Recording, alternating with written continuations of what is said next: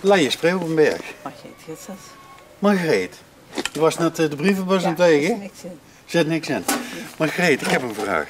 Zou jij op deze rode stoel plaats willen nemen en iets willen vertellen over jezelf? Is in orde. Goed. Waar zullen we dat doen? Hier of Nee, niet aan de straat. niet aan de straat, hè? Een klein beetje terug, hè. Terug achter in de tuin? Ja, is goed. Dan doen we dat. Hè? Kom. Ik ga maar het eerste wat ik loop langs. Oh, ik zal Ja? voorop gaan.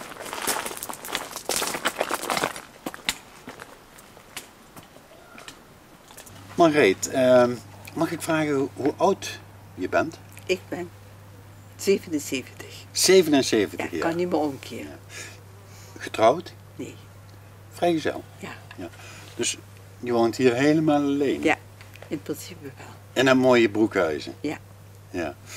Wat, mag ik eens vragen wat je in je werkzame leven gedaan hebt? Muziekles gegeven.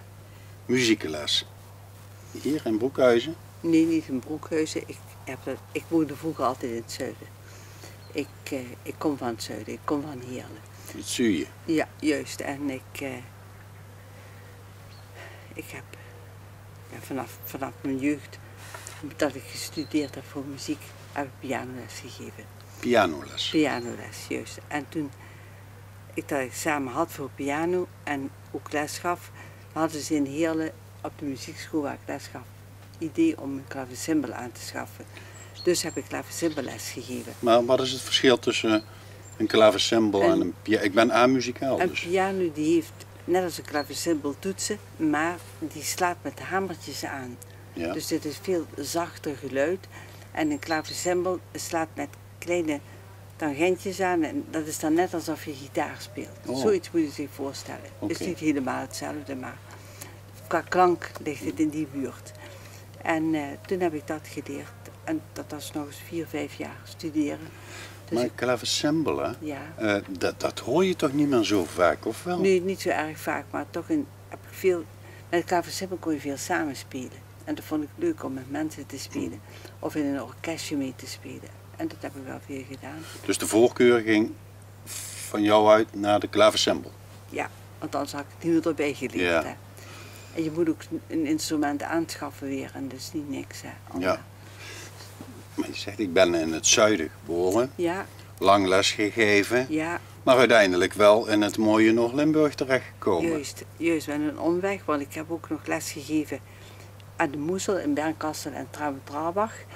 En door omstandigheden moest ik daar ophouden. En toen had mijn oude directeur van Heerlen, die zei van, daar in Venray hebben ze iemand nodig, is dat niks voor je? Nou, toen ben ik dus naar Venray gekomen. Dat is voor iemand uit het zuiden net zo ver weg als... Ja, Als naar Traben. ja verder Ja, nog. ja. Verder nog. In het zuiden zit je dichter bij Aken als bij Venray. Ja, dat Ja, is waar. zo gevoelsmatig, ja. Ja, Want ja. ja, dat was een hele ommekeer. En toen zat ik dus hier. En toen zat ik in Venray, moest je een woning nemen die ze aangewezen kreeg. Ja, want ik werd dus, ja, ik moest dus ergens wonen. Ik had niet veel keus. En toen woonde ik in Brugse. Nou, en dat ging dood, eerlijk gezegd. Dat was zo benauwd. Het zou veel mensen benauwd zijn.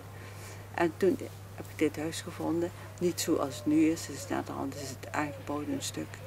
Maar het was gewoon een huisje. Maar ik had de vrijheid hier Ja. van het veld. Hè. Ja, want je woont hier mooi, je loopt een beek langs. Ja, en vroeger had hier Bouten, die kennen we van de Rozen denk ik. Die had hier nog geland en dat heeft hij verkocht. En de hele straat kon een stuk bijkopen. Dus dat was luxe. Hè. Ja. Alleen het is nu veel onderhoud. Dat moet ik wel zeggen.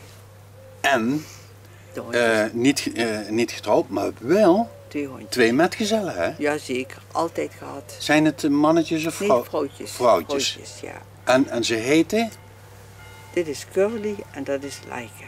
Curly en Laika. Ja.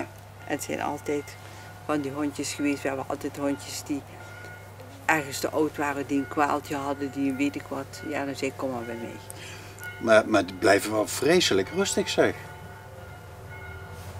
Krijgen ze geen last van met de hondenvakbond dat ze niet blaffen als er een vreemde komt? Nou, als normaal blaffen ze fatsoenlijk als een vreemde komt, is die binnen, is het goed. Oké. Er is niks meer te zeggen. Hè. Oké. Nee. Ja. En ze hebben ook wel hier naast me nou een reu. Ja, dan moet zij als morgens vroeg goedemorgen zeggen en dat is Ja. een fatsoenlijk geblaf voor. Ja. Maar ja, dat moet er even uit. Ja. Dat ga ik niet opvoeden hoor. Dus het helpt wel Ja. niet dat opvoeden. En hoe is dat, Margreet, om hier in Broekhuizen te wonen nu? Ja, ik vind het wel leuk eigenlijk. Je hebt toch nog, ja, je hebt de Maas mee hè. En De dat is Maas, leuk, hè. ja. De Maas is heel wat waard hè. Net als zo'n klein beekje hè, wat dus langs je tuin gaat, dat geeft toch een sfeer. Ja. Ik vind het wel leuk. Want iemand die in de muziek heeft gewerkt, zoals jij, die houdt ook van sfeer.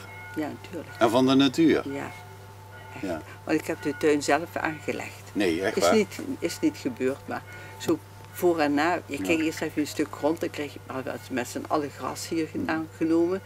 Ja, en dan moet er toch iets bij. En dan begin je dus. Hè. Ja.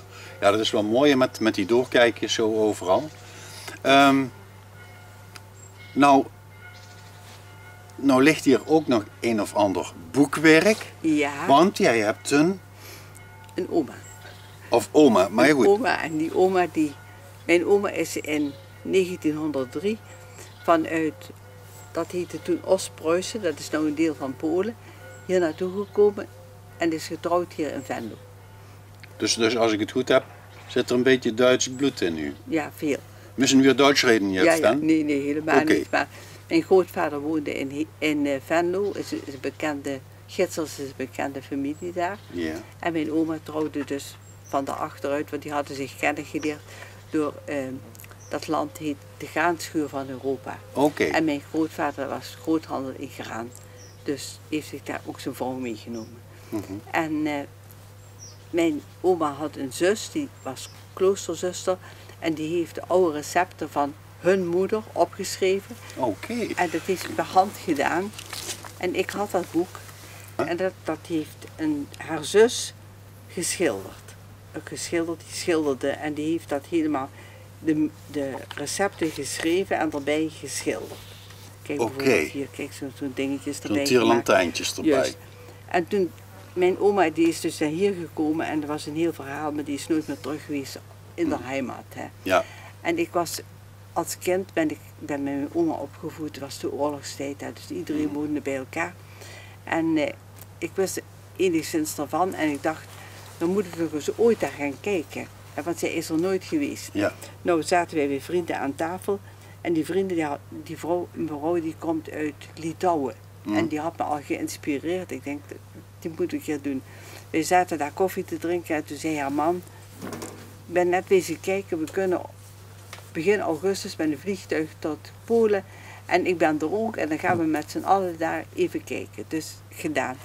En toen kwamen we daar en toen zagen we dit huis en dat is het oude huis, het heet de Ertspriesterij. Ze had een broer die was daar, die woonde daar, maar die woonde eigenlijk de hele familie bij.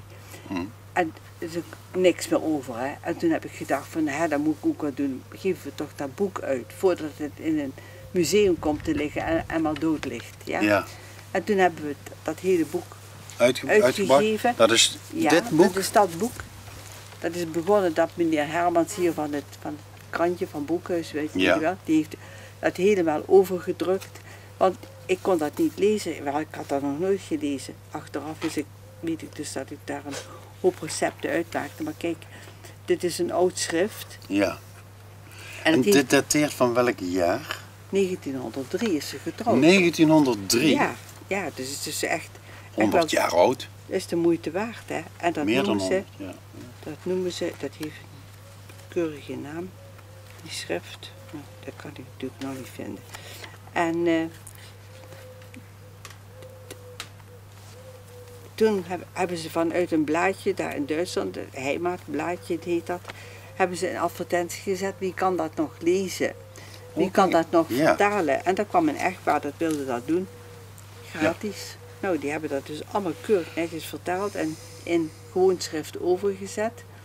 En toen kreeg ik via mevrouw Beerde een meneer die dat wel wilde drukken, Uitgeven, ja. want het is ook een papiersoort en zo. Het is allemaal niet zo makkelijk. En hoe doe je dat mooi dat het een beetje naar boven komt? Ik heb er veel van geleerd. Dus als ik het goed begrijp, heb je aan ene kant het oude geschrift. Ja, dat is En het uitboek. hier Ja, en dat is de vertaling. En dit is de vertaling. Ja. Dus recepten die van meer dan 110 jaar oud. Ja, leuk hè. Ja.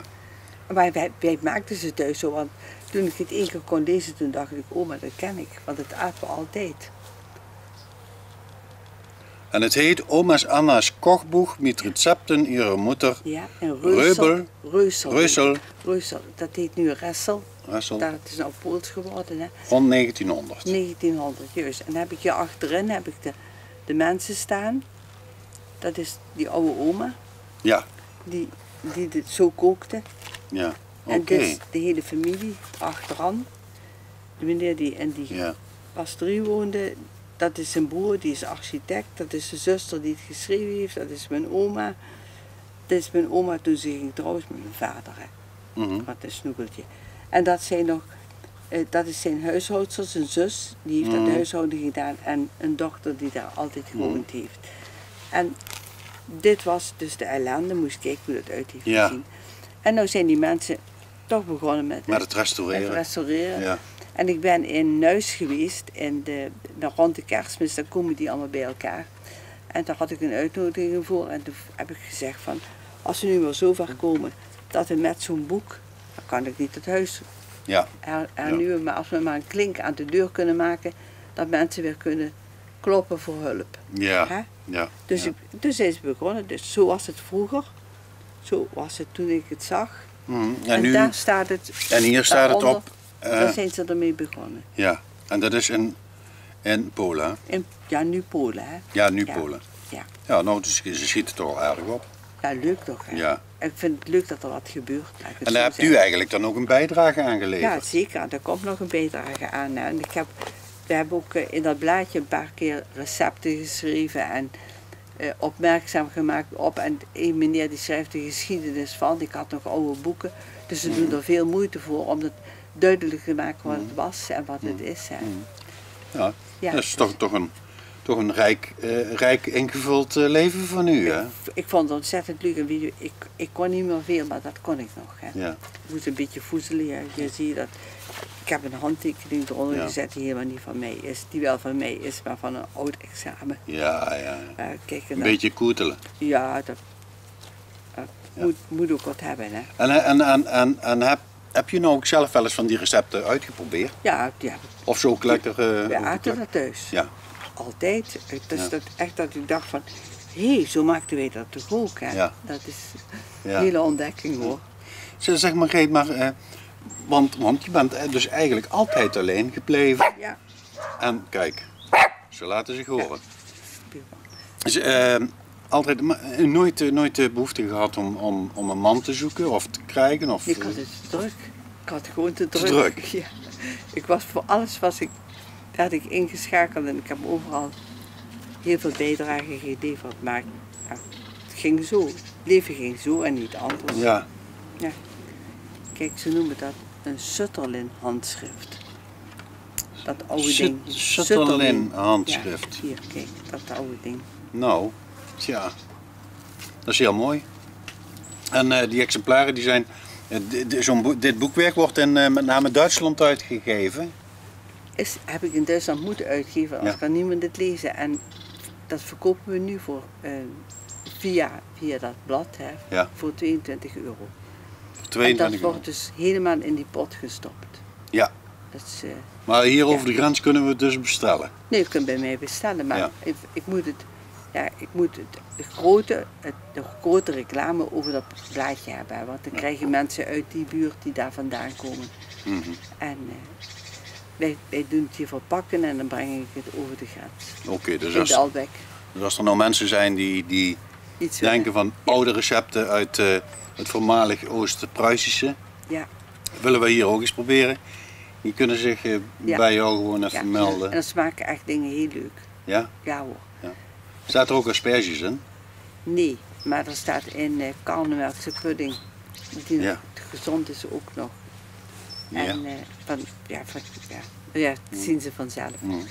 Zijn buiten dit wat je allemaal hebt gedaan, Ja. andere hobby's nog? Nou, ik was druk met mijn muziek, want ik heb dus pianoles gegeven, klaversimmerles gegeven en in groepen gespeeld. En toen dacht ik, toen ik zo tegen de 50 ging, straks dan ben je 65 en zit je met kromme vingers van de reumatiek, wat ga je nog doen, hè? En toen heb ik klankschalen aangeschaft. Daar kun je dus mee rust geven en ten dele mensen helpen met verspanningen en zo. Oh, okay. En toen leerde ik ook iemand kennen die dat wist hoe dat moet, misschien nog eens naar het adres.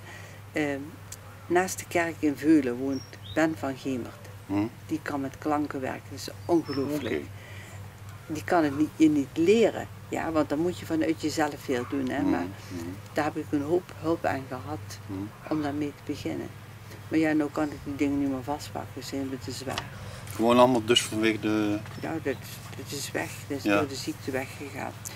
Net als het lezen is ook moeilijk.